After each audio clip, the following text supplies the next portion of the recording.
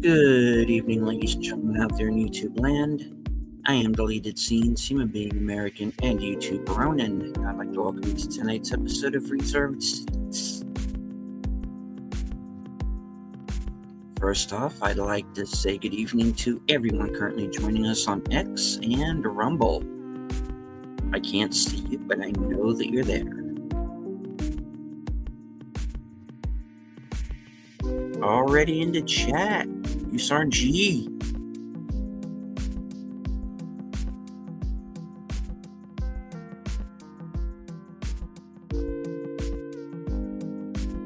Faithful Blue Wrench channel member. The Bird Woman of YouTube. Watch out for her second channel, Fluff Chick Productions. Connie Cleary.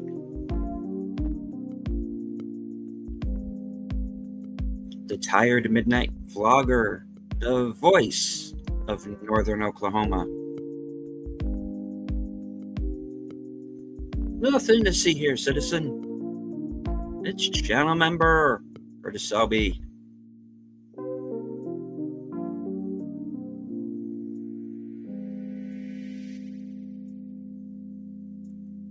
Yes, Troy bringing into first super chat. It's savaging time. Do the review for $5. Thank you, sir.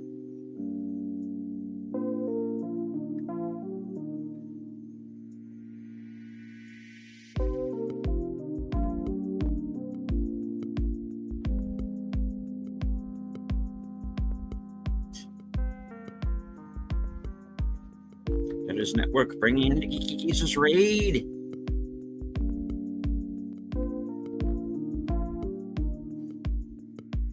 Big flag with Nate Knows for $2. Like, share, subscribe, comment, remember.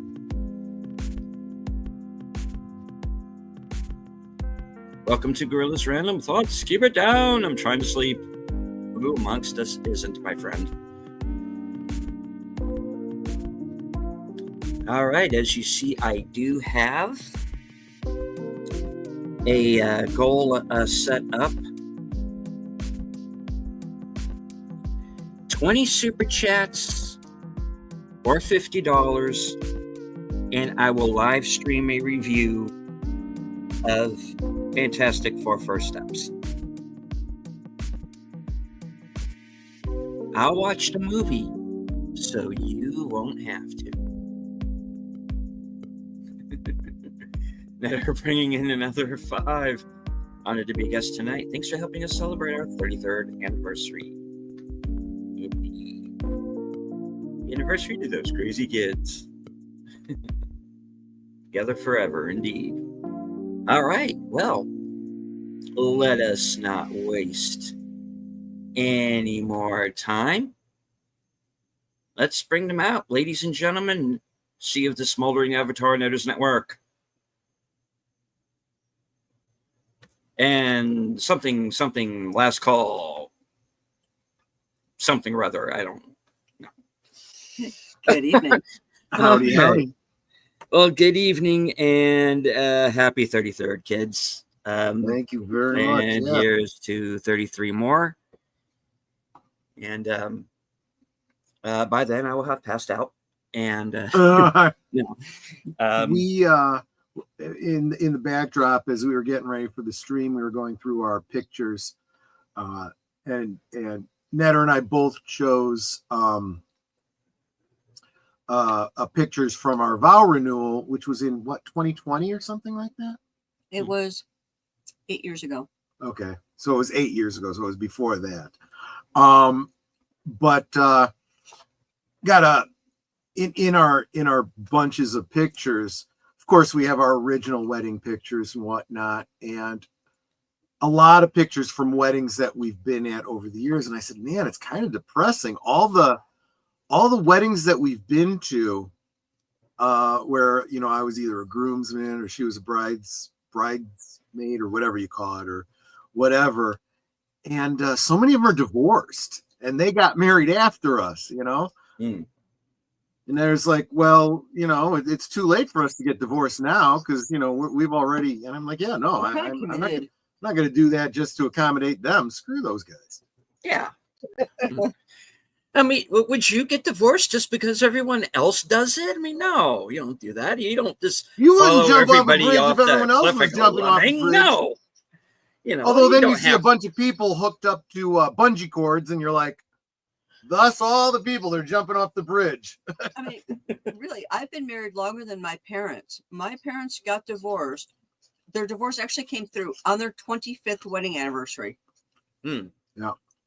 It's like they were literally married 25 years to the day. My parents didn't make it 20 years, so whatever. Yeah, I think my parents went 17. I think something like that. Yikes. Yeah. But yeah, less said about that. Anyway, because you want this to be a happy occasion, and this is going to be the chill stream because I already did I did the dark stuff earlier, so let's Yeah, gotta move on from that. that's fair. And That is fair. indeed, and let's talk about something fun. Well, And, in your previous stream, you were talking about a pretty blonde girl, and in this stream, we're going to be talking about a pretty blonde girl. oh, hey, you see, as George Lucas would say, It doesn't repeat, but it rhymes. It all rhymes. Yeah. All right. And of course, usually the first thing people ask is, "What did you do for your anniversary?" Well, today we just kind of chilled out because Troy was saying over on Geeky Geezers that, or maybe it was in the green room, I forget which, that he had a real hard time sleeping last night. So, he had insomnia until about like 4 a.m. So we pretty much slept in. We had a really lazy day of it. Then you got the notes together for Geeky Geezers and all that. So we didn't really do too much today. We did exchange presents. And this shows, what's the word I'm looking for? What our proclivities are. Mm. So Troy will be showing off his gift on one of his live streams. Probably, if he doesn't do it like, Monday or whatever during Liquid Lunch, he'll probably do it next Friday. I got him. Now, we're always talking about other YouTubers that we like, that we watch on a regular basis. And one of them is Dan Monroe, who does movies, musics, and monsters.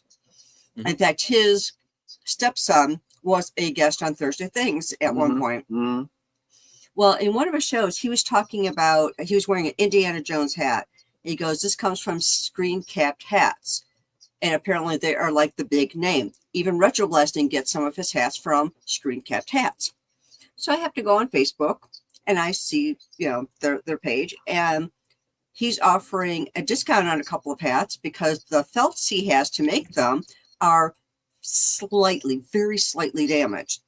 So I'm like, well, Troy needs a new fedora. So I asked him, could you make me, one of the Indiana Jones hats for Troy? I said, but here's the thing. I need it by the end of July at the very latest because our anniversary is August 3rd. He goes, "You're on my list. No problem. It takes me about 2 weeks to make one, but you're down on the list. So as soon as I start, I'll let you know." So I actually got it like a week and a half ago. And we're like, okay. I was like sweating bullets going, am I going to get this thing anytime soon? Because I want to be able to give my husband a present. He loved the hat. So, and I told him, it's like, you can wear this in place of your other fedora because this other fedora was getting kind of worn out. Now, Troy, tell him what you gave me. Oh, so, a lot of guys like to give their wives flowers for anniversaries and whatnot as a romantic gesture, right? Well, Netter's not that into flowers, and I just never like carnations. I never understood the value of flowers. It is a nice gesture, but they don't last very long, and well, not that this is going to last much longer, but I just thought she'd get more use out of it.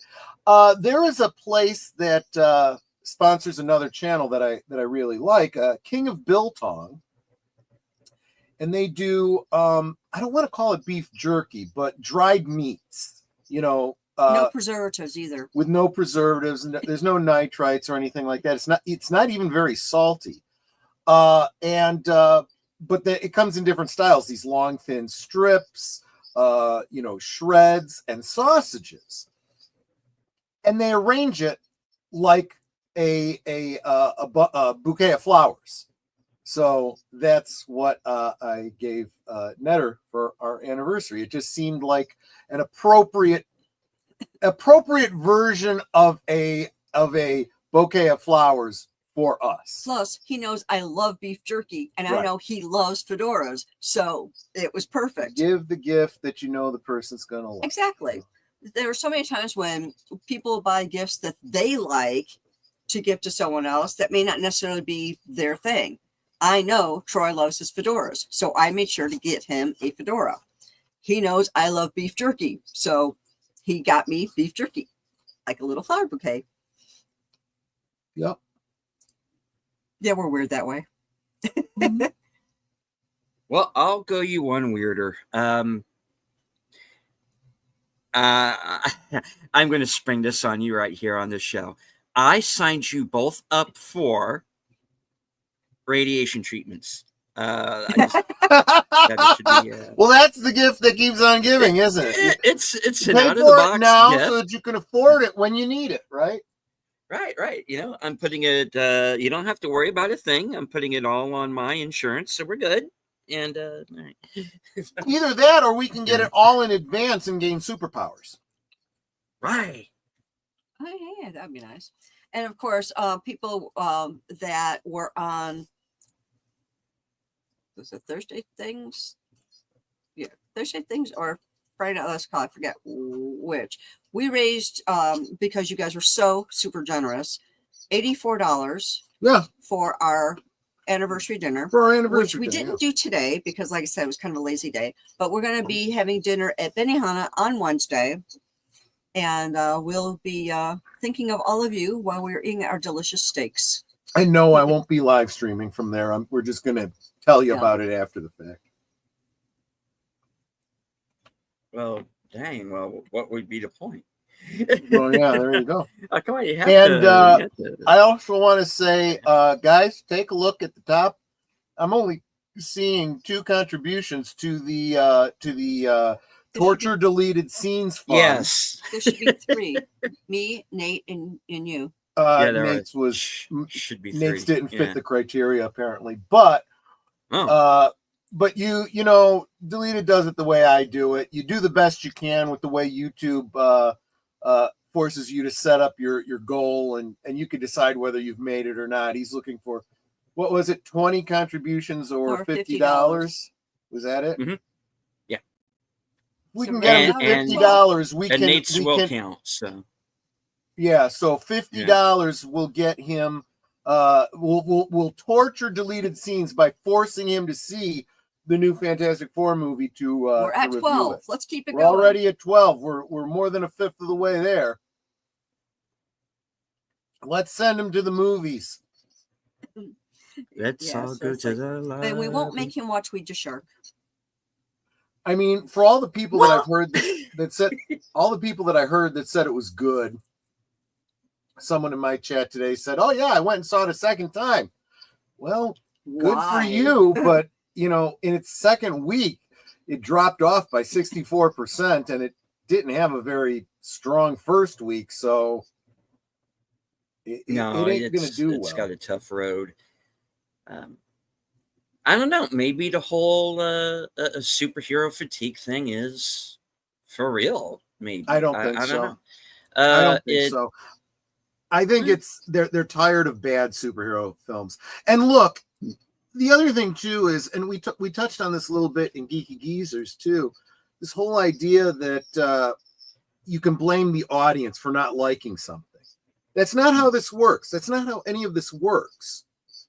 It's your job to make something we like.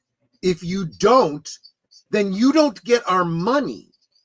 And although I have not dedicated any streams to specifically talking about Fantastic Four, I did share that my introduction to the Fantastic Four was back in the 70s. Power Records. Power Records used to do comic book stories. Basically, they would just reprint comic books and put a 45 RPM record, doing the sound effects and music and voice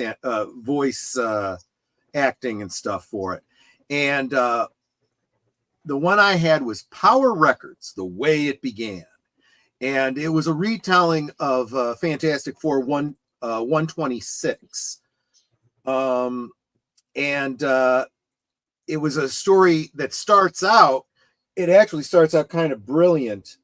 So you know how they Marvel Studios likes to put in their mid and after credit scenes. Well, this one would have put one of their stingers right up at the beginning. So the first panel is Sue Storm is lying on the floor dead. Dr. Doom is over her, with like a glowing magical effect coming out of his hands. And Ben Grimm walks in and, sees Susie murdered by Dr. Doom, and it's the whole hook for the movie, only to find out, a few panels later that it's he's using Mr. Fantastic's thought projection helmet. And he was just trying to think of something that he could never even imagine, something that would be so horrible, you can't even imagine it happening. And anyway, the point being, and then it leads into him kind of doing a little montage of memory of how they got started, the way it began, kind of the origin story, but very briefly getting into then the Mole Man and all of that stuff, which leads up to the end of it. Is at the end of this story, he realizes, hey, the Mole Man was blind, and he was able to find a way to deal with his blindness. And, I'm dating someone who's blind. Maybe he could help her. In fact, I'm going to go find him and I'm going to make him help her. Now, I didn't start buying comics at that point, so I don't know how the story turned out. I know that Alicia never got her eyesight back, so I'm guessing that part of it never happened. But that would have been a great introductory story to the Fantastic Four, because Galactus is the kind of story you lead up to, kind of like the way they led up to the Infinity Gauntlet, Mm-hmm. But they don't know anything like good storytelling anymore, Oh, and thank you, Clue. Yeah. Clue was saying nice things about our wedding photos. Yep, and you got another $5 towards that goal to watch that wonderful movie. Yeah, you're getting really close there, man. You're almost a third of the way there. Getting there. And hello to Tim, FKT 2005, sometimes known as, well, I just said it, Tim. It's a mole man needs to see a dermatologist. Yeah. Not that kind of mole. I tell you, at least they got, for Mole Man anyway, a decent actor to play him. And this actually sort of fits in because it's Paul Walter Hauser, who's also in The Naked Gun. And he's got a movie coming up at the end of the year with Sydney Sweeney. So, good for that guy. He'll be wearing blue jeans? Sydney Sweeney would have been a perfect casting for Sue Storm. Yeah. Yeah, I agree. In fact, the age difference would have been perfect too. But I don't think Disney wants to deal with that.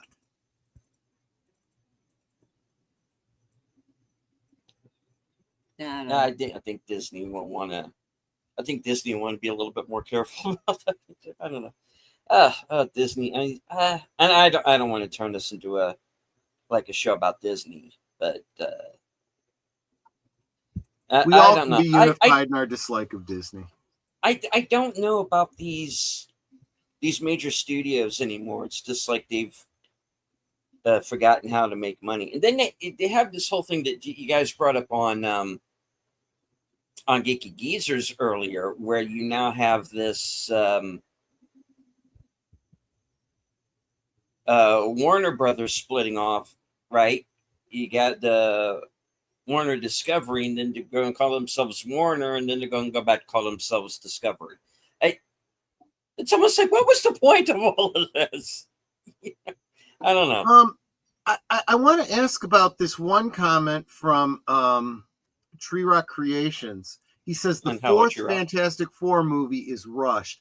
Is that the one that's out now? Is that the one you mean, the fourth Fantastic Four movie? Yeah. Because depending on how you're counting it, this could count as a fourth Fantastic Four movie. Well, it could. Yeah, because you have of course, the not meant to be released 94 film, even though shock and surprise it got out.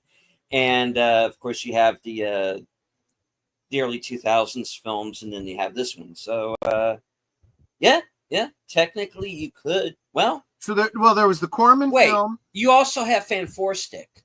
Yeah, there's Fan Four Stick in there too. Yeah. So if you leave out the Corman film, which wasn't officially released, although, folks, there is an online, what do they call those? A petition. There's an online petition you can go sign. Get the word out that we want them to release the Corman film, because, to be honest with you, the Corman film is a better movie. That's what I've heard. Yeah, possibly than all the others. Possibly Might than be. all the others. Yeah. You know, I appreciate Jennifer. Is it Jennifer? No, Jessica Alba. Okay, she did a decent job playing Sue Storm. She at least put in the contact lenses. She at least wore the wig. You know, that's more than some actors want to do these days. Pedro Pascal with the mustache. Oh, geez, don't even. You're an actor. Get the hell over yourself. If you need to wear a wig, if you need to dye your hair, if you need to shave your hair off, you friggin' do it, because you are a blank canvas for someone else's story to be told on. Yeah, like who was that actor? Was it Bradley something or other, who lost a whole bunch of weight, then gained a whole bunch of weight? You're thinking of Christian Bale. Yeah, I know there's. Well, Christian Bale did it. Robert De Niro has done it. I'm specifically thinking about Christian Bale, because it's like he had gained a lot of weight for one film. He got and then turned around and got super skinny. He got super buff for Batman. Yeah. Then he became completely emaciated for I forget what movie that was. The Machinist. The Machinist. Oh my God. I thought he was gonna die. He was so skinny. Yeah. And then he bulked up all over again for the next Batman movie.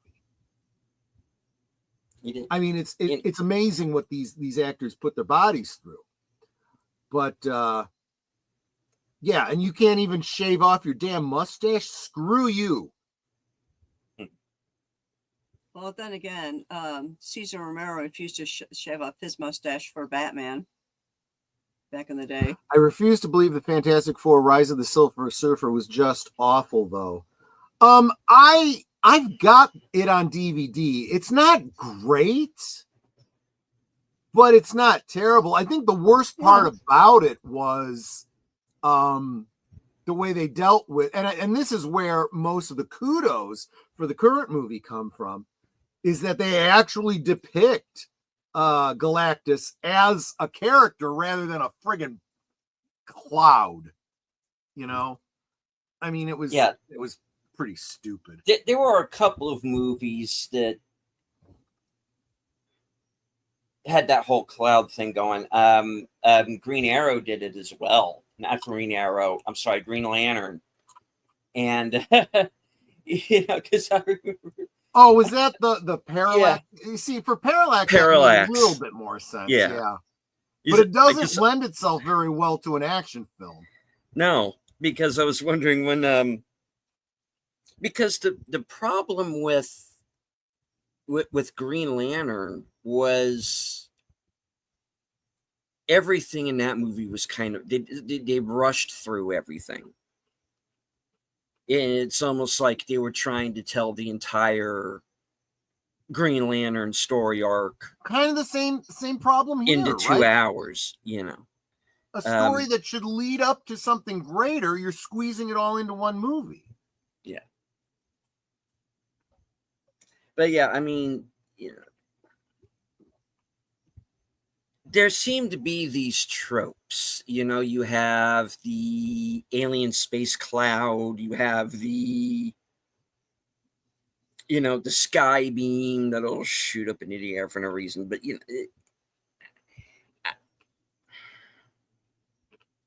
I don't know, because look, I want these movies to be good, folks. You know, I do too, yeah. I don't. I'm not here to. I haven't built my channel, and I know you and Netter have not either, guys. We haven't built up our channels on this sort of constant negativity. I'm like an Ed Wood, you know, when he's on the phone. What'd you think? Worst picture you've ever seen, huh? Oh, the next one will be better. Hello? You know, I'm the guy who wants the next movie to be better, you know, and unfortunately that hasn't really been the case, which is not to say that there haven't been good movies in the last couple of years. There certainly have. But, you know, the superhero genre has fallen into a bit of a rut, and it's not all like a woke DEI problem. I think they're just kind of at least out of not, ideas. It seems at least like. not necessarily in the messaging angle of it anymore. It's the downside of the whole DEI push, because you've got a bunch of young socialists that have gotten their jobs through DEI that don't have the wisdom and intelligence to write good stories. They don't know how to write a hero story, let alone a superhero story. You know, they don't understand the hero's journey. They don't understand their audience, so they can't connect with their audience to even give them what they want. They only have the most superficial idea of what we say we want. You know, they study the cliff notes and give us you know, the cheap tracing of what they think we want. You know, Jason Isaacs would probably make a good Doctor Doom. Yeah, He kind of is to begin with. Yeah. I can see that, actually. He could pull it off.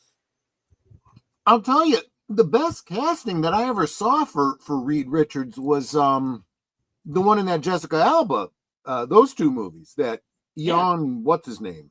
Griffin, yeah. The Hornblower, yeah. Yeah, exactly. He did the Horatio Hornblower miniseries. Yeah, he was good. Yeah. I think modern era, though, John Krasinski was perfectly cast, but you know what happened with him. So I'm like, you know, screw that. Yeah, I do want to say hello to Corey, Wokies Movies and Music. Good to see you, sir. And Kopla to our resident Klingon, Mark Malnikoff. Milwaukee's Movies and Music, by the way, just recently became eligible for monetization. So keep an eye on his channel. You can become one of his first members.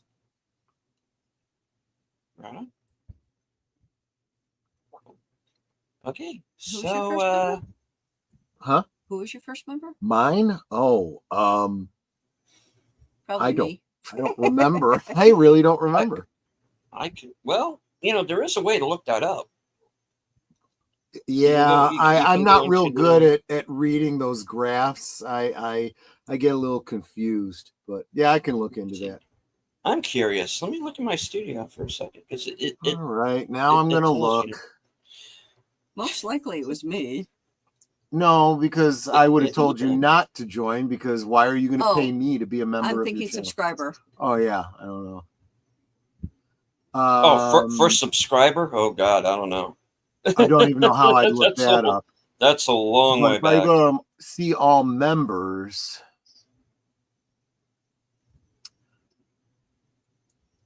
Click on total time as member. I'm pretty sure I know. Okay. so you had quite a Yep. few that were 13 months. it's one of two people, and I can't be 100% certain which one it is. Mhm. But it was either Curtis Selby or JPRPH1. Both joined 13 months ago. And JP's actually my second. My first was Lady V, There you go. There you go. first member. Yeah, I'm going to guess. Sorry, John, but Curtis is showing up first. So I'm going to say it was probably Curtis it's was my first alphabetical. member. Okay, wait, let me go. Yeah, no, because, oh, yeah, because that's, oh, wait, this isn't in order. Oh, these are last updated. Yeah, No, because it goes Curtis, JPRPH1, deleted scenes, Connie Cleary. That's not alphabetical order. Oh, yeah, you're right. So it really must be Curtis was first. Yeah. Okay, now how'd you get to that one? I'm on my. Curtis says he has a badge for being Netter's founding member. So there you go. Yep. Okay, Yeah. so now I have to look up. And then I think deleted was my second. There you go. I know. Actually, Corey, those are our wedding renewals from 8 years? 8 years ago. 8 years ago. Yeah, neither one of us put up our original wedding pictures. A lot of people saw some of those in on Friday. Was it Friday that I put up? Or no, Thursday. On Thursday, we had up pictures of our original wedding pictures, and people were like, "Oh my God, who's that guy with hair?"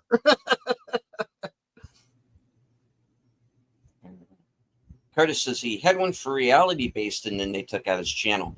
Yeah, well, really, one person took out his channel, and that was our old friend Alicia Mercanti that arranged to have that done.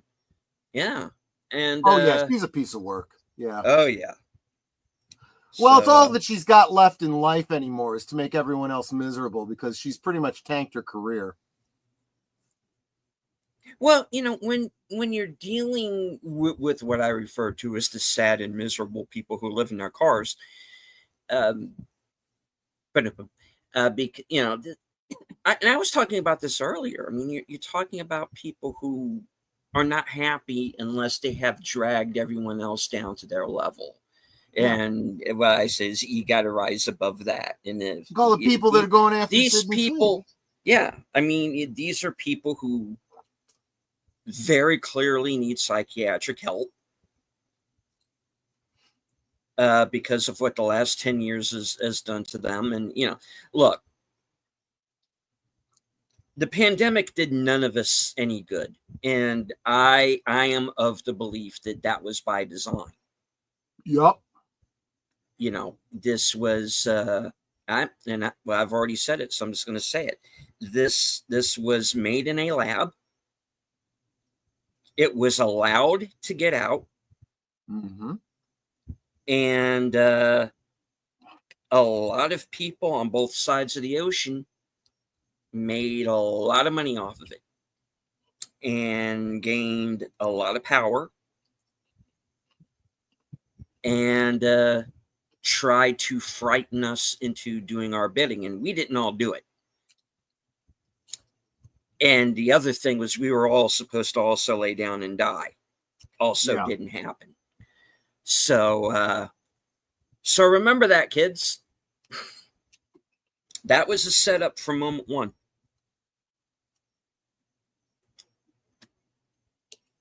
So come and get me for that one, YouTube. All right. T-Rex says, I wanted to see Mark Strong as Sinestro in the sequel to the first Green Lantern, but no, the first movie bombs didn't work. Yeah, he was probably the best part of that movie. Honestly. Was Mark Strong the one that played Sinestro? He was, yeah. I didn't even realize, because then they brought him back as Savannah for Shazam. Yeah. Which I thought he was. I mean, he was good. I would have preferred someone maybe shorter, a little older, but he was still good, you know? Yeah. But yeah, as Sinestro, he was great. I bought that movie for Netter because she's a big Hal Jordan Green Lantern fan. And it's like, we went into that the same way I went into Dracula Untold. I wanted it to be great, you know, and it was just kind of not terrible. I will defend it. It was not terrible. But there was some things about it that could have been a whole lot better. Well, clear this up for me going in. The Dracula Untold, what was this meant to be the start or one of the starts for the Dark Universe? Yep. Or yes, what it was? Okay. And that was, and here's what I don't know. I don't know if it was originally intended to be that, or if they decided it as it was in production, because I got the distinct impression that they tacked on some ending to it or altered the ending to it to be a jumping off point, which was very much to the detriment of the story. There was a lot of elements to the story that were lost because I think they wanted to focus more on getting it set up to be a hook for their new Dark Universe. And that, look, that's really not the way to go about these shared universes. No. The big successful shared universe was the original Marvel cinematic universe that the movies all stood just fine on their own, and they were excellent on their own. And then you just get a little, stinger at the end that implies that we might do something more with it to build up hype, and they could have very, very easily done that with Dracula. I think what they needed to do, and I've actually got a group on MeWe and I want to do a series of videos about this on YouTube. If I was to do it, I would have started there, and I would have been much more faithful to the historic Vlad Tepes story, be as historically accurate with it as I could, but with the setup of how and why he ends up becoming a vampire. Yes, most people that didn't study that history don't realize that for all the world who thinks that Vlad Tepes is this horrible villain who, crucified people on pikes and, drank their blood and all this kind of stuff, to this day in Romania, he is still heralded as a hero who saved their country from the Ottoman Turks. Oh, absolutely. So you focus on that. Well, and that does seem to be sort of the story they were trying to tell with Dracula Untold. I just don't think they did it well enough to the story is so compelling from a historical standpoint. If you read it as a historic narrative, you really care about Vlad. You really care about his relationship with his brother. And it's a tragic story. It's a tragic story of two boys taken by the enemies and raised in captivity, and not in a sweet and loving way, let's say, and how one ends up turning on his captors and the other one who ends up with more of a Stockholm syndrome kind of a situation. So it literally sets brother against brother historically, and all the politics that go into that. Plus you have the Boyers, and it becomes kind of a Game of Thrones kind of story that's very, very compelling. So when Vlad returns home and finds what's happened, he has a big dinner party and he invites all the noblemen together and then has them all murdered and strung up for everyone to see. And it sends a strong message that I'm here to overthrow the deep state, and I stand for the people of the country, because the people of the country loved him. for freeing him from that oppression. And he said, and I'm not only going to free you from this oppression at home, I'm going to protect you from that oppression that's coming. And so whenever the Turks would send in an invading force and he would capture them and kill them, he would put them up on pikes so that when the next wave came, they saw all that went before them strung up on pikes, rotting in the sun. Yep. That's enough to send them scurrying back home. He literally, ironically, he's held up as the Prince of Darkness, and the great dragon, the great devil, right? You wouldn't have had Christendom today if it weren't for Dracula. He literally protected Christendom against the Ottoman Turks. Now, was that really his intent? Did he give a flying crap about Christendom? No, I don't think so. But that's what he did. Anyway, I'm sorry. I got off on a huge tangent, but you see how passionate I am about that. And I'm passionate about it. And that's how you take a good story and turn it into a great narrative that people would love to see. And that's what they failed to do, unfortunately. Yeah, it's like I said before, Dracula Untold is one of those movies that every time I try to see it, something stops me. It's just no matter what. And it's like, and I know that I'm probably not missing anything, but you probably know that it's not that great, so you probably don't have that huge a burning. No, I'm not heartbroken about it or anything. It's just one of those weird things that this kind of keeps happening. I do want to say hello to War Pig joining us on from X. Good to see you, sir. Mark Malikoff says the coup was destructive by design, make people sick, societal upheaval, ruin nations' economies, decimate supply chains, etc., etc. Yeah. This, I don't know how much plainer to put it, guys. The more I look into it, the more I believe that was all planned. Oh yeah. And not just by the Chinese, by multiple people in multiple countries. Oh yeah. It's a globalist thing. That's why I call it a cancer. It is insidious. But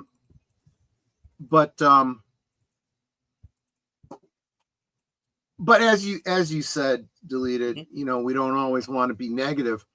No. The positive side to all that I was just saying is somebody did a really, really good job when they cast Benicio del Toro as the Wolfman. That was an incredibly good remake of the Universal Wolfman with Lon Chaney Jr. And it would have been a wonderful addition to a Universal Dark Universe, but they went the other way. They told a great standalone story with no hook to anything else, which is fine. It could have still worked if in a later thing, after they did like a Frankenstein movie, after they did Dracula, after they did The Mummy and whatnot, if they later on did a closer to modern day story that references back to and then suddenly brings back Benicio del Toro, you don't need a stinger. You just need that standalone movie to then be referenced again later, and then bring the character back if you so choose, But they didn't do that. They failed to build on success, which is a problem that Warner Brothers has had too with their DC universe up to this point. So, anyway, and hello to writer Albert Lanier. Good to see you, sir. Welcome. Hello. And, how you doing, Albert? Yeah. And I think that's part of the problem these days is they go into it's like they're trying to plan out these shared universes when what you need to do is establish a foundation first. I mean, that's what Marvel did correctly with phase one. And it was building that universe and then have it come together with the Avengers. But you now have everybody trying to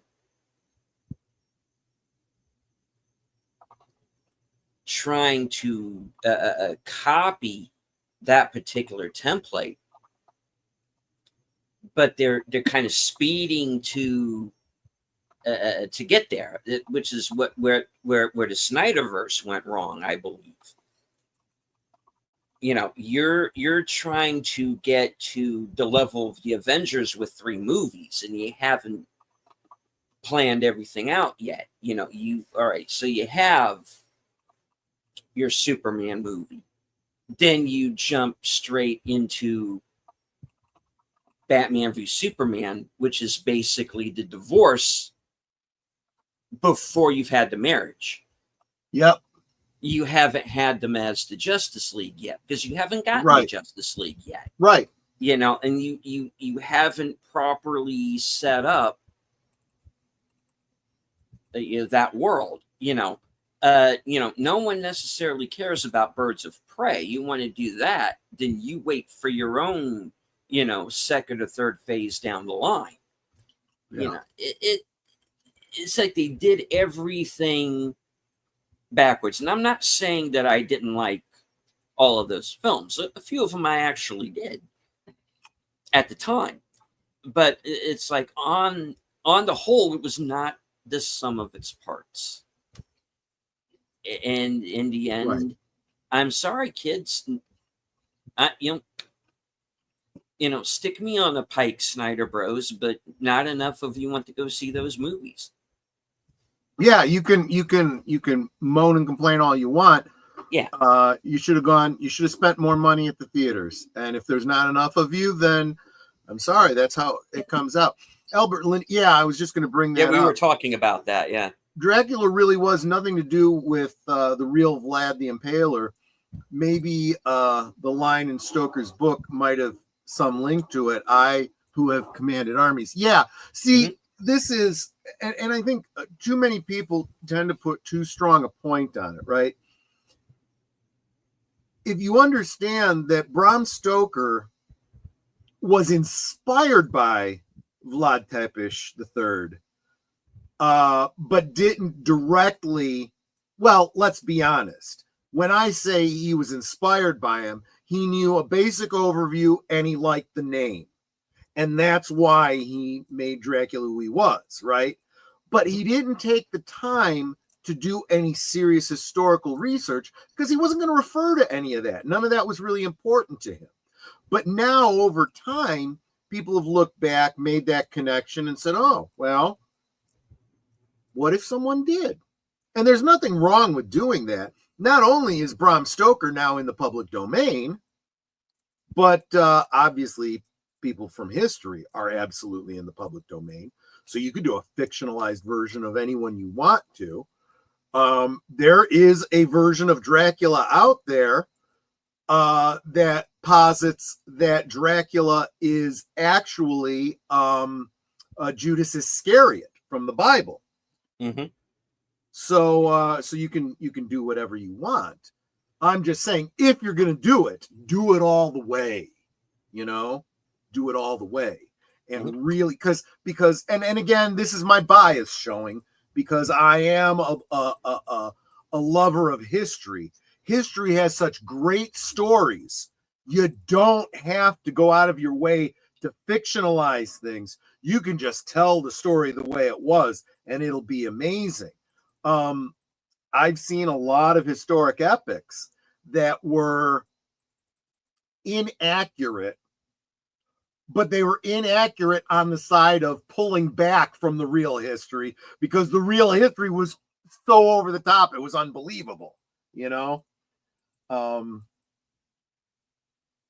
I am kind of getting tired, though, of the trope of the fictionalized history legend that they keep putting into a movie. That never really happened, but they keep putting it in, right? I think one of the most famous ones is anytime they talk about Marie Antoinette, they got to show her saying, "Let him eat cake," when it's very clear she never said that. We were there. Well, Yeah. the people that were there, and that's just it. You always have to pay attention to your source, right? We weren't there, so who was there? There are people that write down history, and then you evaluate that source and you go, were they an objective observer, or did they have a bias, right? So I was talking about Dracula a little bit ago, and a lot of the stuff about him sitting out, having a banquet around the rotting corpses, drinking their blood from a skull, almost certainly never actually happened. That all comes from these tracts that were written by his enemies. It was basically negative propaganda, fake news, and just like we have to do today when we look at any piece of news, historians have to do the same thing and go, is this real history or is this propaganda? Propaganda on either side, Good point. Yeah. Albert's exactly right. Most historical based movies are more fiction than fact. Most of them should be taken with a grain of salt. And that's the problem. Yeah. The best stories are the ones that stick to history. And I do this every time I do a review of a historic film. I've mentioned this about Dunkirk. I've mentioned it about The Darkest Hour. There's a lot of great things in there that are very historically accurate. There are some where things are taken out of order. There are some things where it condenses the time period, the span of time in between events. And there are some times where they take characters and amalgamate them. Why are they doing that? Well, they're doing it for the narrative, to streamline it for the narrative. But the broad strokes of history are still kind of being preserved, But yeah, I am getting kind of tired of constantly seeing all the tropes and trappings of legendary things that almost certainly never happened, always being reinforced by the movies, because this is what we have come to believe and expect, Yeah. One case in point, I would have to say is Band of Brothers, which is on its own is an excellent miniseries. I stand by it. But Yeah. we are also beginning to find out that there were a lot of inaccuracies. Yeah. Within that miniseries, and hence within the book that it came from, written by Stephen Ambrose. Right. And it got things wrong that would have been really easy to fix, and still have been just as dramatic. And believe it or not, the things that seemed most Hollywood in that movie did happen. Believe it or not, that's kind of the odd thing about it. My concern is always when you're talking about people that really lived, that really existed. Yeah. How are you depicting them? There was, and I think it was Band of Brothers, unless I'm thinking of a different series, where one of the characters was played by David Schwimmer. Is that the guy? David Schwimmer? The one from Friends? Yeah. Okay, yeah. And he played an officer, and the way he played him was really, really dumb. He made bad choices based on more on politics and whatnot than real tactical sense.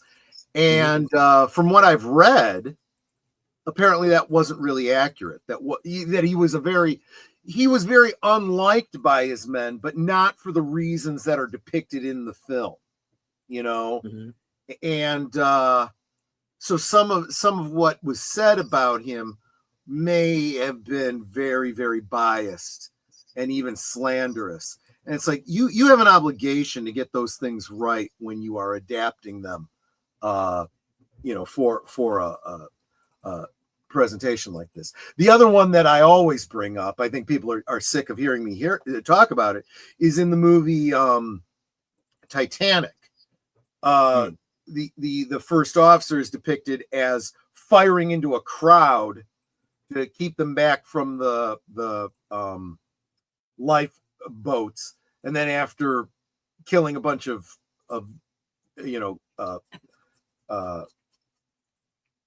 civilians, basically turning the gun on himself. Well, there is no indication that actually happened. And I'm like, do you understand that this man existed? He has family alive today. And you have literally just slandered that family. Well, no, of course, because the person that made this piece of movie is an absolute piece of garbage who doesn't give a crap about history. It's like, this just looks better for film. Right, exactly. And I get there are certain things that have to change in a film, because you have to condense the time frame. You sometimes have to condense characters, and I get it. But when you are doing a historical film, especially when you're doing more recent history, like Band of Brothers, like Titanic, where there are descendants of these people still alive today, as you said, you do have to be more careful about what your depictions of those people are, because there are still people alive today who can debunk all that, and then it's like I said, it's just a matter of doing very simple research. Episode 2, there's a character that is focused on in Band of Brothers, a man named Albert Blythe. Now, at the end, they say that Blythe died in 1948 because of the wound that he receives at the end of the episode. That's not true. He actually lived into the 1960s, and he actually served in Korea. Wow. That is something that is very easy to check. Now, if you want to take dramatic license about this certain thing, the whole character arc that he actually does take in that episode is very interesting. But you can't, at the end of the movie, say that he died in 1948. Right. When you've got enough people around it. No, he didn't. He died in 1967. That's literally and demonstrably that. Not true. Yeah. Yeah. You have his family, you have the men that he served with going, who and there were still plenty of them alive when the miniseries was made. Sadly, I think there's only like a few of them left now, but at the time, it's like you still have some of these men. How about sitting down and maybe talking to them and finding out what happened? I think I don't think they're going to be too biased. I think they'll tell you, So yeah, and as far as Titanic, and nobody knows for sure, right, if any passengers were shot. And which is not to say that there weren't. It was a very chaotic scene. It's just that we don't know that Murdoch did. If you want to make up your own character of like some low-level officer, it's like a composite character or something, in that scene, fine, I can understand that. But it's like you said, this man still has descendants alive today. We don't know that anything like that happened. So yeah, it's dramatic in the film. It works as a film. However, you are, again, you are dealing with real people, and you do have to be careful of how you do that. And I think they forget that. And I mean, we are talking about James Cameron. I don't know of any other historical film he's ever done. As long as he just sticks to his blue people and keeps telling his sci-fi stories, fine. Maybe you should just stay away from historical films,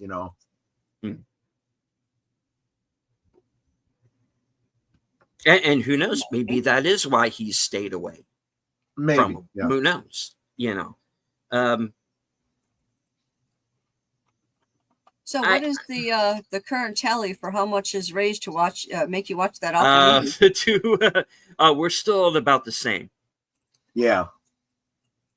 That has not moved for some time. Remember, guys, if you want big deleted scenes to watch the Fantastic Four movies, so we don't have to. I am giving you the chance to kick my ass. It's like we need either 20 super chats or $50 raised. Mm-hmm. And I think right now we got, is it what, about $17? Something like more than that. This is T-Rex says the main problem I have with today's movies is a lack of character arcs. There's plenty of action, but where are the arcs? Yeah. And I would say there's not really much action in some of these movies either. But I do think you have a point. Albert says James Cameron likely was interested in the Titanic itself, not the history behind it. Yeah, I'm starting to get that impression.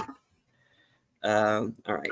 Because what's interesting is he was as accurate as he could be on the bits that were about the hitting the iceberg, the technical elements. Mm-hmm. At the time, what they believed about how the ship sank. Since then, kind of like so many other things, we've learned more since then. If we knew then what we knew now, he might have told it differently. Yeah, I mean, just the difference between and this might be a bad comparison, but what we know from the time that Race the Titanic was written. I remember that movie. To Cameron's version, because the whole conceit of that film was that it sank as one, and we didn't realize until much later on when we were able to have the technology to go down and look at the Titanic wreck itself that it actually did split into the way that Cameron's film depicts it. So, yeah, I think Cameron really is in the end more of a gearhead. He's more interested in the technical than it's kind of the same thing that kind of, in my opinion, took down George Lucas. Was he's more wrapped up into technical and the emotional part of it, the human part of it. And I'm talking between the difference between Cameron doing a historical epic and Lucas doing Star Wars, which is two completely different things. Lucas is completely making up his world, whereas Cameron had to tell a real life situation. So again, maybe a bad comparison. The original Titanic movie that was in black and white. And the band played on, I believe. I don't remember. It's like I was a kid when I watched it, but I seem to recall the ship breaking in half in that movie. I could be misremembering. Yeah, I don't know. I don't really recall. Well, let's see. The first Titanic movie was actually a month after the sinking. It was a silent film. Wow. Yeah. And I think the one that there were two in the 50s that people tend to remember. One was actually called Titanic. It was in 1953 with Clifton Webb, which again was more about the characters on board than really more the sinking. Then you had A Night to Remember, A Night to Remember. That's the one I was trying to Yeah, think that's of. the one I think I saw when I was a kid. And you had Kenneth Moore as the Lieutenant Lightaller, and it was basically his point of view. And that character is in the Cameron film as a side character. But yeah, I would have to say up to that point, that movie was probably the most accurate.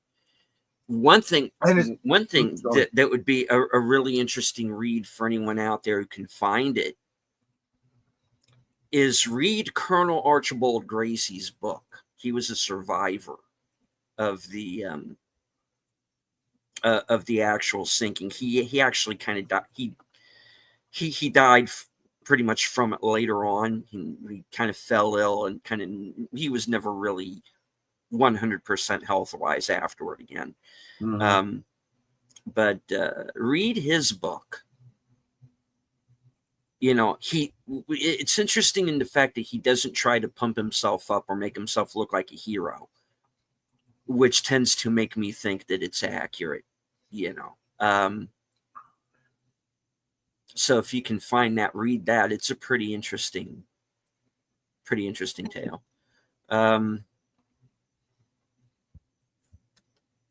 Let me move back. So I guess as much as it bothers me that one thing about the movie Titanic, I can at least say that James Cameron, at least he's not Ridley Scott.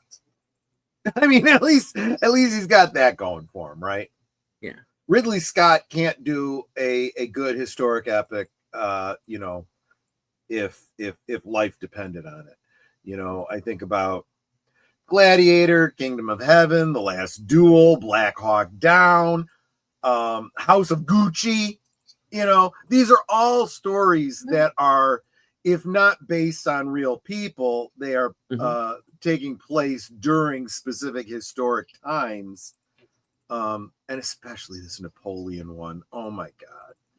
And it's like, if you're not going to bother to do your homework, don't make that movie. Don't.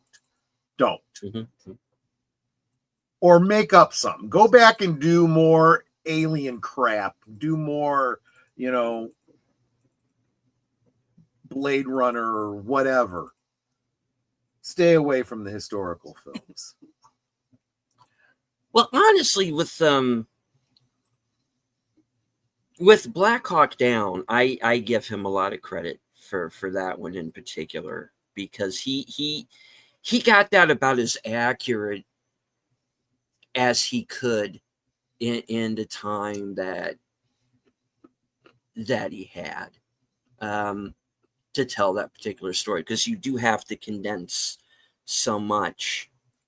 And that there were, you're talking about 100 men on the ground on the day, and you also have to condense all of those characters down. So there were things that kind of had to change. Some of it, the military made them change, because there were, because some of the Delta guys were still active duty. Well, so they had to create whole different characters. Literally had those people still alive. Yeah. To come out and say, this is bullcrap. And he's literally slandering, Well, not that.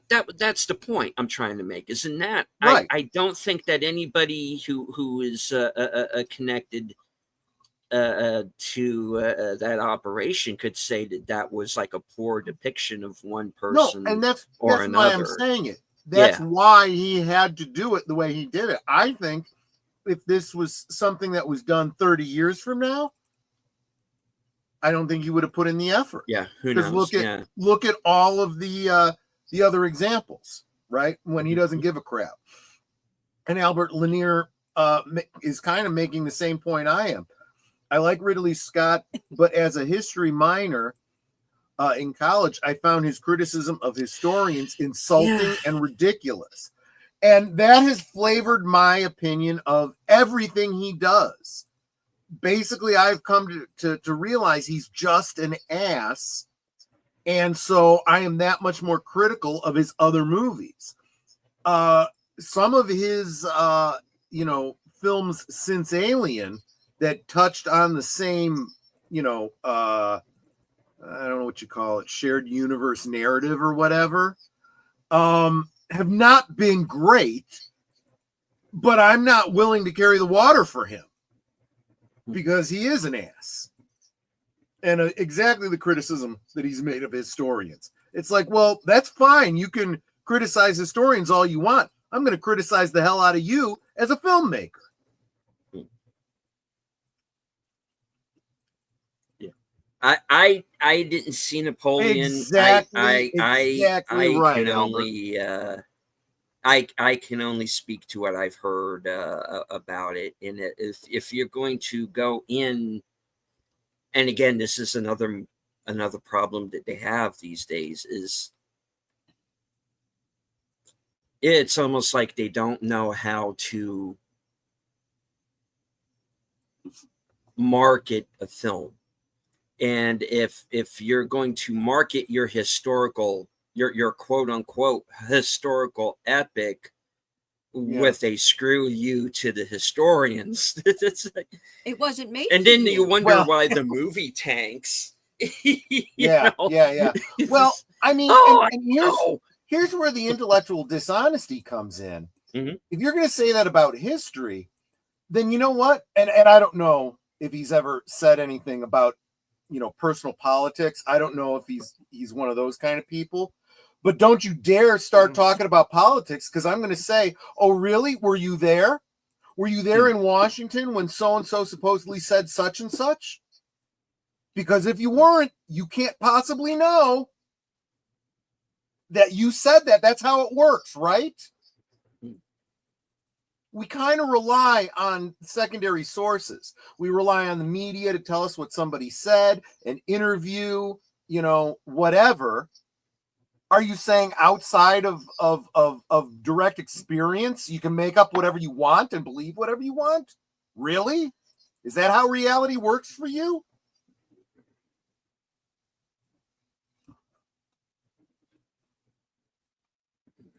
I guess that's I guess that's where the big disassociation between modern entertainment, Hollywood writers and stuff, and the average person that has to live in the real world, right? They talk about representation and relatable characters and all this kind of stuff, and we're like, how the hell do you know what's relatable? You are so far removed from the real world that we live in.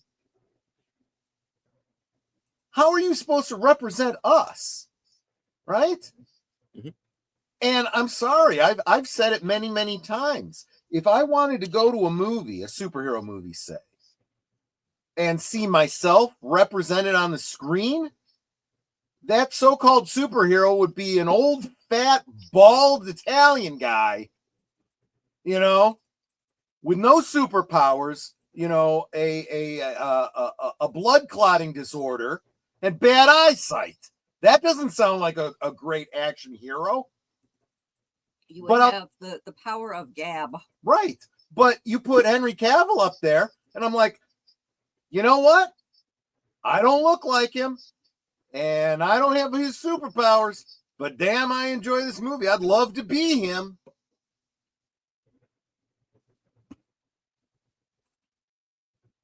He's not my type. You're not like that gal, I don't even remember her name, at that one party we were at. Oh, I'd climb him all day.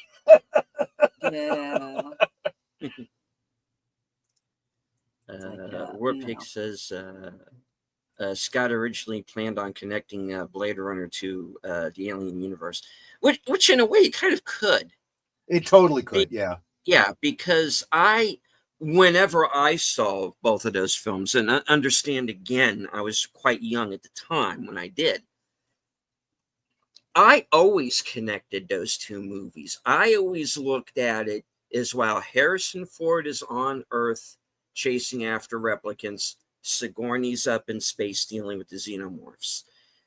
So I can totally see Blade Runner and Alien taking place in the same universe, even though obviously Dan O'Bannon's intent with Alien and Philip K. Dick's intent with Do Androids Dream of Electric Sheep is that they're two separate entities. I get it, but when you look at those two films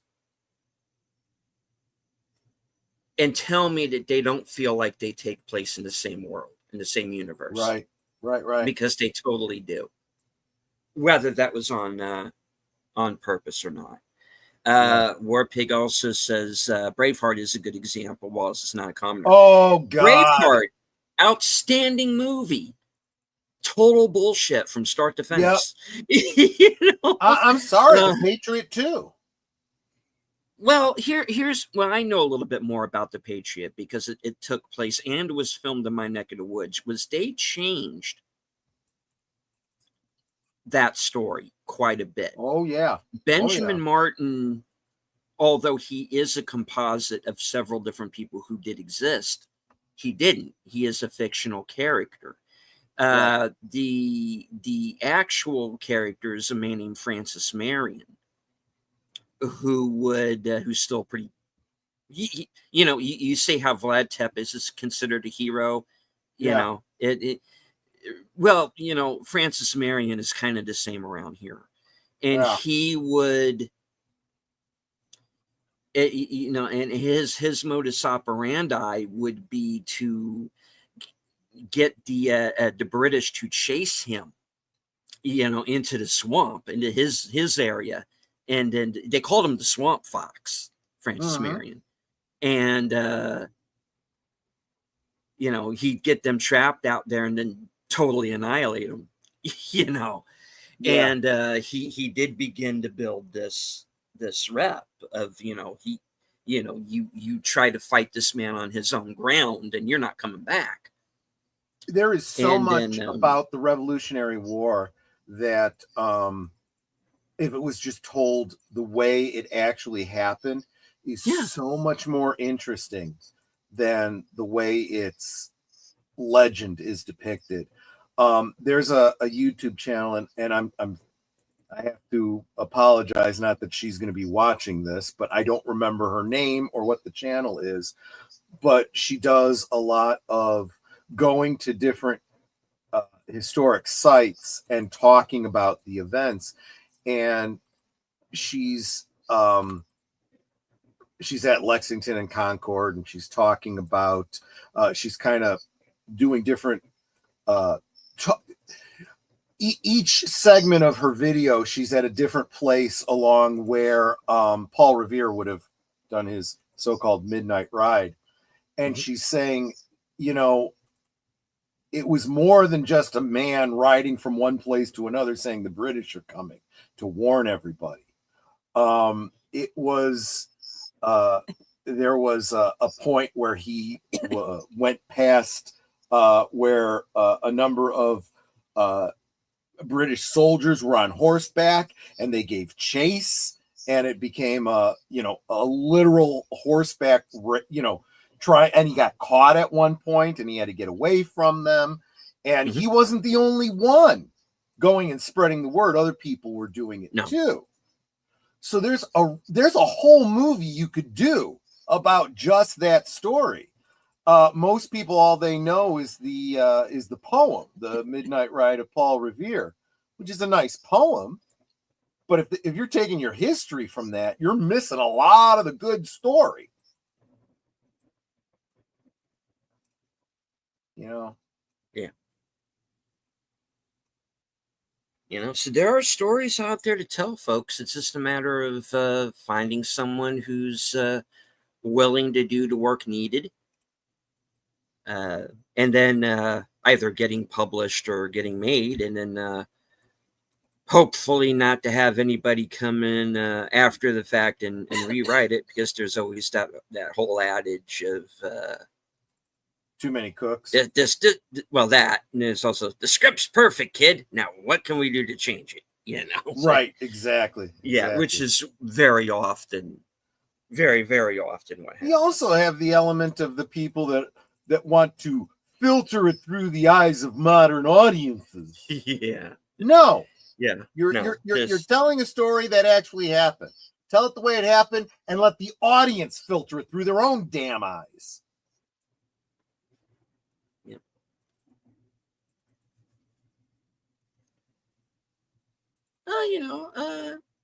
I'm not going to lose faith entirely, though. I think there's still a chance for a comeback. Actually, I think independent film is where it's at. I think YouTube is where it's at right now, and we have plenty of I want to creators point here something who are out to you, branching out. Deleted. Mhm. You're missing something. Okay. So you brought up some comments by Warpig. Mhm. Look where he is. He's not on YouTube. He's on X. So when you That's right. say, Mhm. I can't see you, but I know you're there. No, you can see him. You know he's there. Yeah. So thank you, Warpig, for keeping the home fires burning over there on the X's. But no, Albert says something else that I've been saying for a very, very long time. He says marketing and advertising are the weakest aspects of the film industry in the U.S. It has been for years. That is something I've been going on and on about. We can talk about whether or not we like Fantastic Four, whether or not we like Superman, but it almost doesn't matter if it's a good or bad movie. There's people not seeing some of these movies because of what they believe about them. And you can argue, well, you can't really judge a movie unless you've seen it. Bull crap. That's what marketing is for.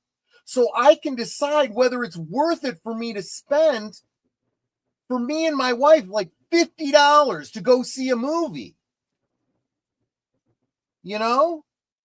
I have to consider how I spend my recreational dollars. And if you have me believing, whether it's true or not, that I'm going to be preached to, talked down to, and disrespected by a movie, why the hell would I want to go see that movie? What was mentioned is how the advertising is lacking. I did a one of those studies where I remember this one. I was walking through a mall and they stopped me and they're like, would you be willing to watch a clip of a movie and then give your opinion on it?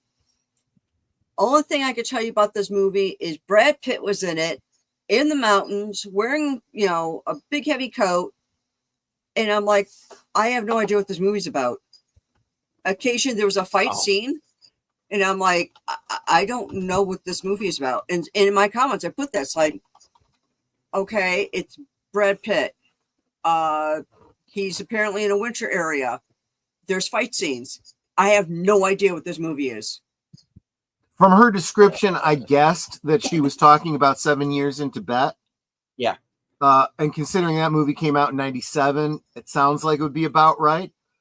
But we should at least take encouragement from the fact that back then they were doing that. I remember also being approached in shopping malls, being asked to fill out a survey about some piece of marketing, give my impression, give my thoughts. They would give you money for doing that. Now, it wasn't a lot of money, but when you're young and you're out shopping, money that you could use to spend at the mall is kind of a nice thing, a nice little incentive. And I know that the people that were doing it were well paid from a marketing budget.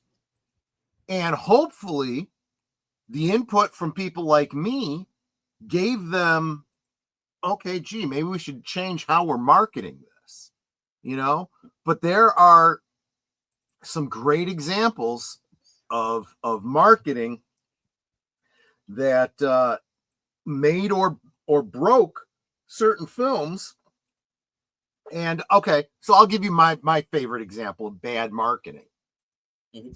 The movie Hudson Hawk with Bruce Willis. There's a lot of people that pan that movie, that don't like it, that think it was just insipid. My problem is how it was marketed.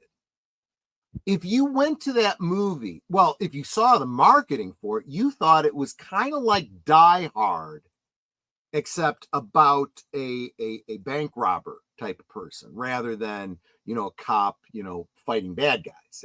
It's that kind of a serious action film. When you actually see it, it's more like friggin' moonlighting, you know? If you know going into it, it's a tongue-in-cheek kind of comedy, action comedy, it's a good movie for what it is. But that's not how it was marketed. So a lot of people didn't like it, and a lot of people didn't see it because of that. Yep. Anyway.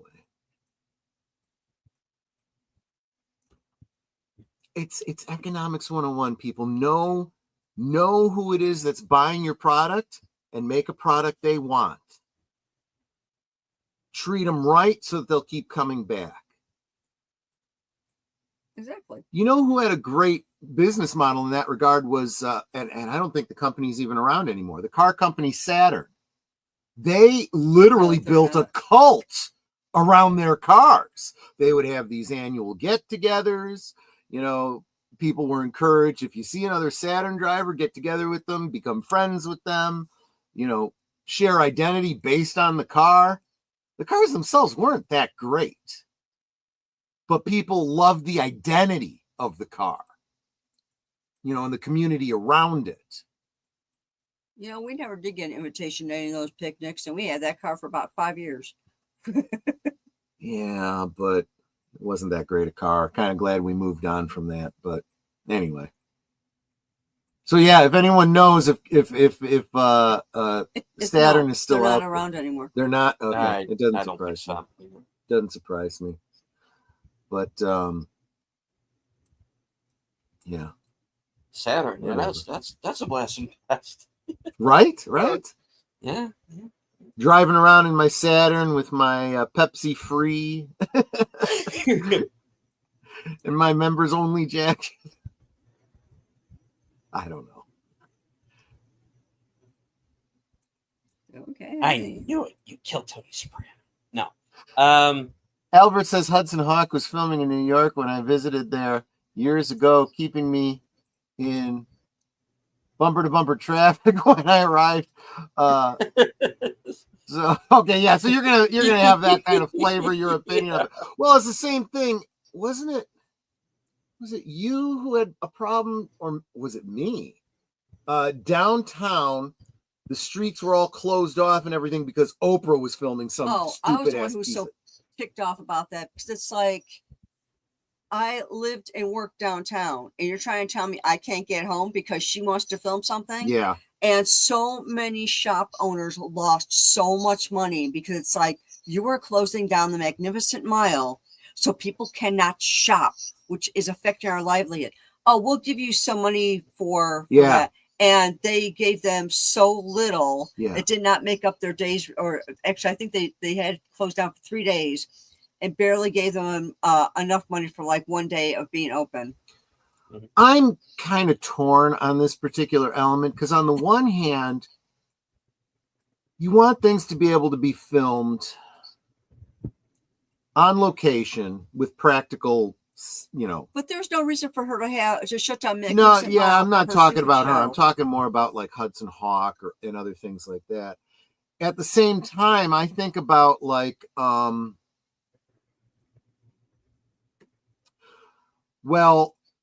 Dark Knight Returns, which was filmed in Chicago, was filmed mostly at night in places where there would have been almost no traffic anyway, even on major streets, which plays very well into the whole Batman thing, you know, constantly being at night and all that. So that kind of makes sense. The other movie I think about filmed here in Chicago is what's it called? The Untouchables. Now that one's a period film. So this and filmed in the days before CG. So what they had to do was they had to get very specific angles so as to not show modern features in buildings and stuff like that. And if it was a main street, it had to be closed off and the cars removed. You couldn't have any modern cars around. And they did it in a pretty decent way that didn't disrupt too much. They were usually filming at 1, 2, 3 in the morning when there really wasn't a lot of traffic downtown. Yeah, or at very specific times of the day or weekends, when there wouldn't be a great deal of traffic or traffic could easily be rerouted. But it's getting harder and harder. I'm impressed as hell by movies like what was it, 28 Days Later? Was that the first one, 28 Days Later? I don't know. I think so. Which is filmed early in the morning in the UK and all these empty streets. It's like, holy crap, it's the end of the world. Everyone's dead. No, this is just 6 in the morning in the UK. Nobody's up yet.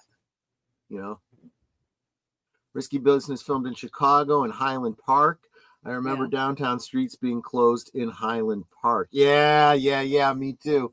But there it was Highland Park. There it was more of an oddity. And I think most of the residents kind of got a kick out of it,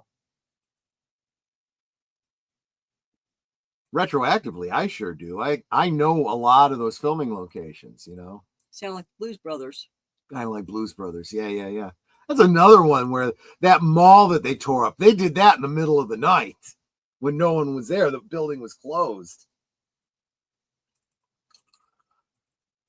This place has got everything. So what you're telling me is that Oprah's always had a habit of closing roads. Yeah, she's I'm sorry, too soon? I see what you did there. She was an absolute Karen about it. And was like, my show is so great and da-da-da. And the mayor... She really does think that the world revolves around her. And there have been times in her history when she was big enough that I would have believed it. She had her own, orbital, gravity well. I see what you did there. Yeah, see? But, yeah. All right. Well, let's get in that time. Start wrapping up the program here. And try to film on location now. You might get weirdo blue-haired protesters causing a ruckus. Dude, you get that already. Yeah. I don't know how we got on films. Well, we are on Deleted Scenes channel. I mean, well, you know me. It's going to go there eventually. My head is completely filled with useless kind of information in general, really. Which helps you a lot in trivia night, but the real world not so much. We get there are people. How many times I've been on with Age of Boomer, and I'm like, that movie with the guy, the thing about the stuff. If Deleted Scenes was here, he'd know. I usually do. Of course, that's our everyday talking, and I'm like, oh, you mean such and such? He's like, that thing. Yeah, well, she speaks Troy. That's the thing.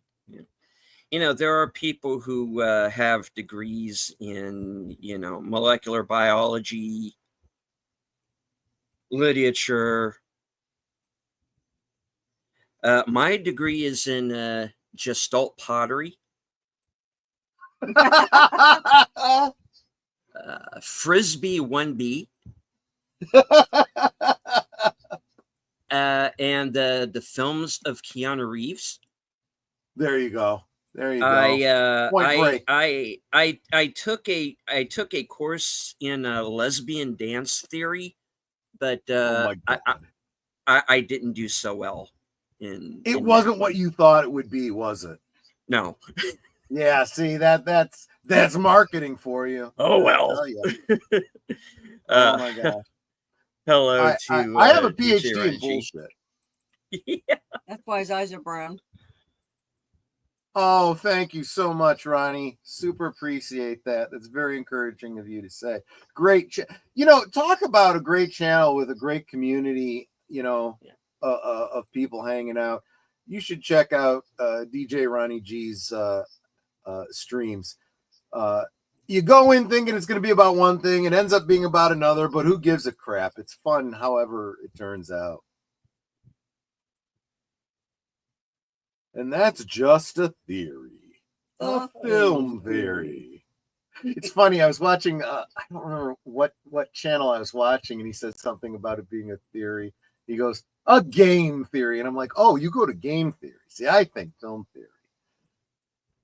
Yeah, we actually haven't watched Film Theory's channel in a long time. This channel doesn't exist anymore. He retired. Oh, really? Mm-hmm. He may have handed it over to somebody else, but I wasn't real interested after a certain point. Yeah, when he started rehashing Five Nights at Freddy's, it was time to stop watching. Well, I'll be honest, though.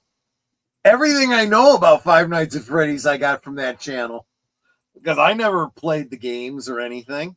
That was creepy. I don't think I'd ever want to play that game. It's too creepy. Well, I'm going to be playing that Hellraiser game when it comes out. Well, that's different. It is. Doug Bradley. Man, I am so happy about that. Is it coming out on Steam? I think so. Yeah, I think that's where I have it. Yes, it's on Steam. I have it listed in my wish list. So I'll get a notification when it comes out. Okay. Maybe I'll start playing something besides Star Trek Online on Steam. I've got 15 games in there. Most of them were gifted to me by Boomer.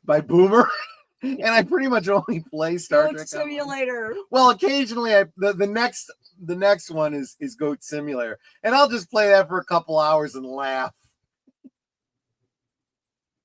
Did I is hear there a that point right? to the game? I don't think so. The point is for me to just run around as a goat, beating the crap out of people, climbing up stuff, jumping from large heights, and discovering you can't die.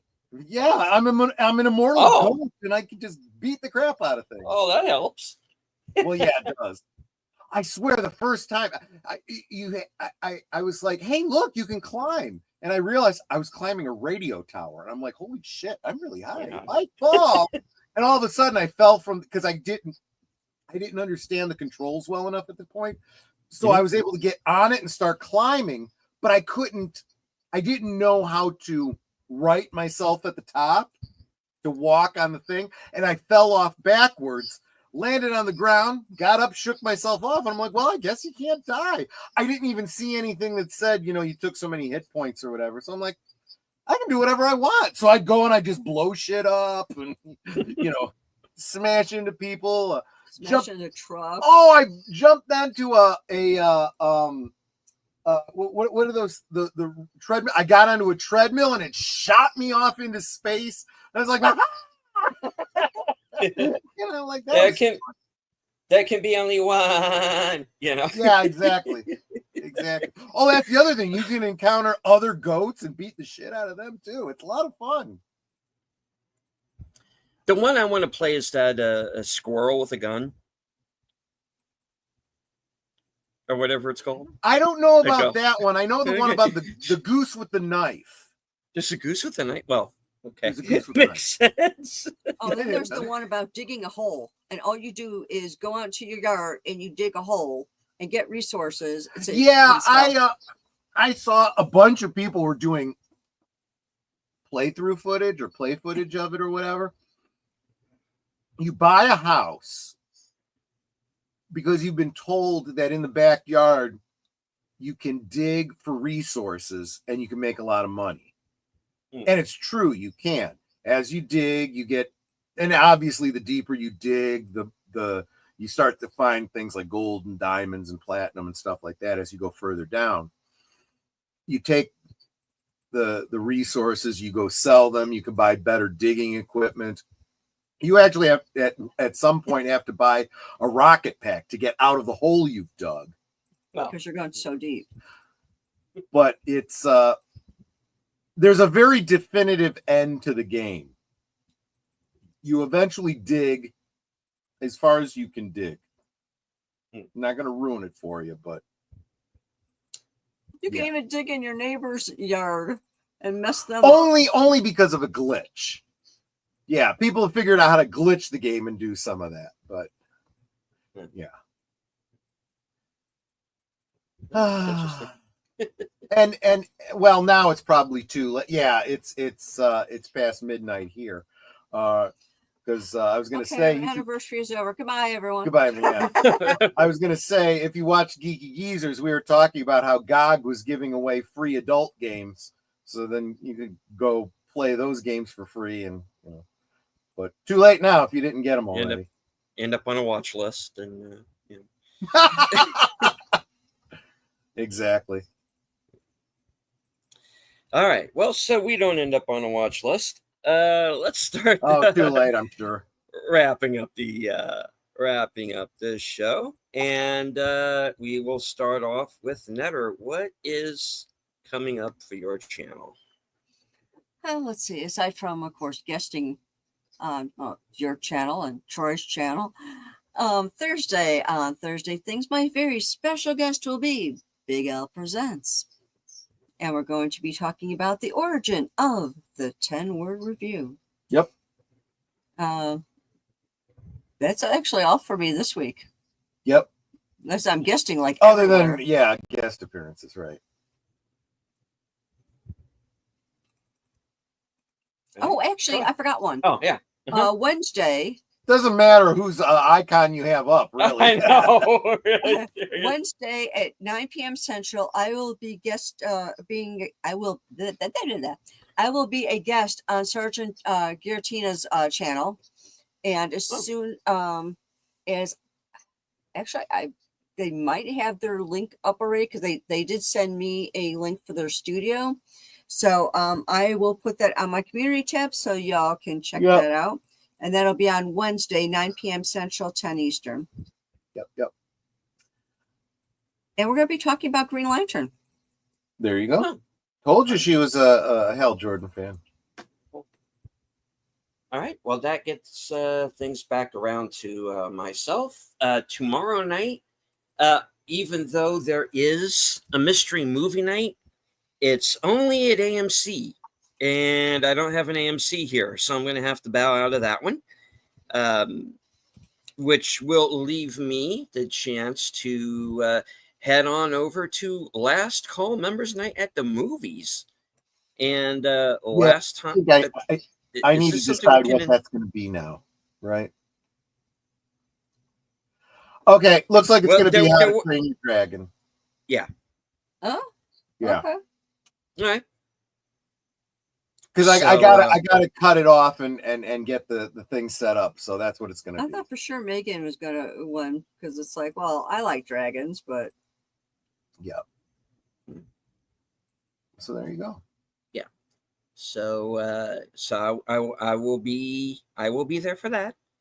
And let's see, Tuesday, of course, we'll be live from Sparkwood in 21, and we're going to be watching The Straight Story.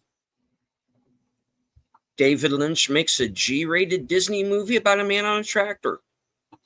Yeah. For reals. And it's very good. So we're going to be watching that on Tuesday. And of course, that'll be at 8:30. Right after that at 11 will be Troy. Right after that will be the on my channel, the first episode of season 4, the last episode, or the last season of Blake 7. The episode is called Rescue, where we pick up and resolve the cliffhangers of the end of season 3. So you guys have only had to wait for a week. Back in the 70s, we had to wait, more than a year for that resolution. So there you go. All right. as of the moment, I don't have anything planned for Wednesday, but if that changes, please stay tuned. Gets us on over to Thursday, where I will be joining Outlaw Bill for a special edition of Action Theater. And we are going to be watching the original 1954 classic Japanese language film, Seven Samurai. Wow. And we are going to be watching the whole thing in one sitting. So bring a snack. it's a long one, folks. Yeah. You thinking about doing the Magnificent Seven the following week? Well, right now we're basically doing samurai films for the month. Oh, okay. So it's probably going to be. I know Yojimbo is one we've been talking about, and it has a sequel. So I know those three for sure, and we're going to plan out the rest a little later on. So, but we definitely have some ideas. Including possibly the Takeshi Miike version of 13 Assassins, which is a trip and a half if you've ever seen that. So, yeah. So, Seven Samurai on Thursday. Of course, as Nutter said, Thursday Things with Big Al Presents at 10 o'clock. Right after that, we'll be, assuming I am still ambulatory, will be coming attractions at 11:30. We find out what I am going to be up to for the remainder of the week and into the next. I know there's going to be, let's see, I'm going to be joining Pop Culture Minefield Saturday at 4 o'clock as they continue their James Bond month. I went from one James Bond month to another. So I think For Your Eyes Only is going to be the next one they're going to do. I have to check on that. Gina Easton, one of my favorite James Bond themes. And I know usually Saturday nights, Bill has a karaoke show. I'm usually there for the second half of that. I gotta get in touch with Al to see what he's got coming up for Films with Friends. And let's see, Sunday, next Sunday, 4 p.m. Western Cinema presents a return, and we're going to be doing a movie called Forsaken with Donald Sutherland, Kiefer Sutherland, and Demi Moore.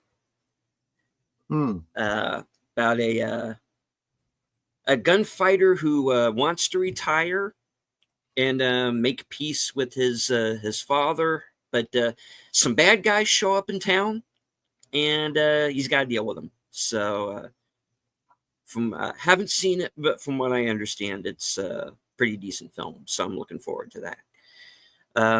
So yeah, that's what I have coming up. Also, I'm going to have a review coming up for The Naked Gun, because I did see that over the weekend. Also, I think Weapons is going to be coming out this week as well. I'm going to try to go see that. And next Monday, which is the 11th, will be the next mystery movie that's going to be available at the Regal. So there'll be a review for that the next Tuesday. All right, so that's what I have coming up. All right, so Troy Netter, once again, happy anniversary.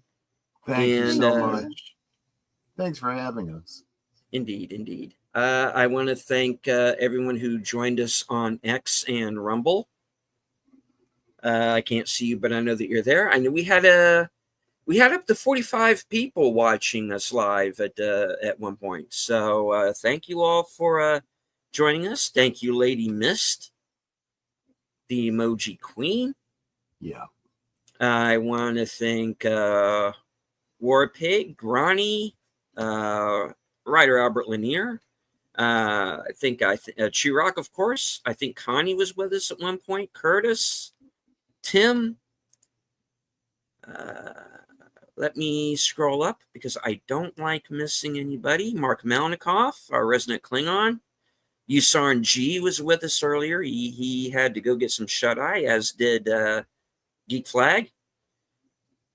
All right, Wilkie's Movies and Music. Corey, good to see you, sir. And of course, Corey is nearing, or may have already by now reached monetization. So please check out his channel if you have not. Right on. Yeah, well, he's applied for it. He's eligible. So yeah. Alrighty. Clue Studio was with us, and thank you, Clue, for the super chat. Of course, thank you to both Troy and Netter for the super chats, as well as Nate. Gorilla's Random Thoughts was with us earlier. I think he headed off to his own stream. So thank you for giving us the thumbs up there. All right, I think that was everybody. If I missed anybody, much apologies. All right. So any last words before we close it out? Rosebud. Sorry. Fair enough. Netter, would you like to take us out to closing? Y'all know what I always say. You guys are Osmo. You are our family, not just our friends. The way that you support us and encourage us is phenomenal. Thank you so much for giving us your time, for giving us your money when you become members. Do you do the super chats and super stickers? Thank you for sharing our streams.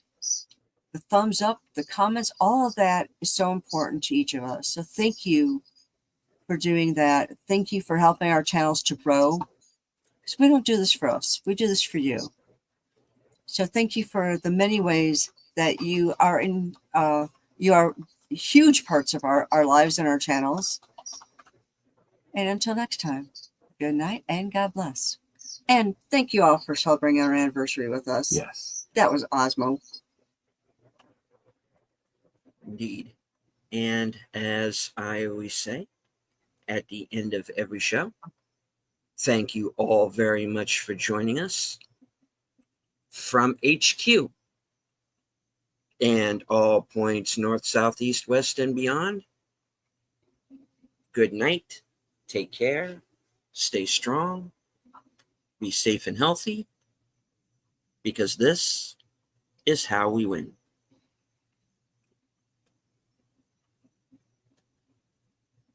This is the part of Sprockets where I play music.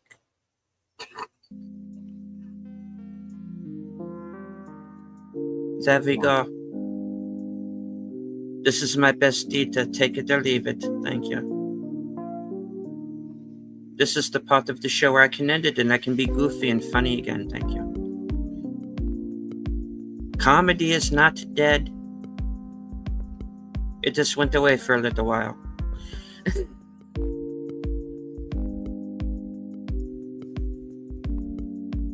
There's going to be a video coming up that has geese in it. It has 144 downvotes.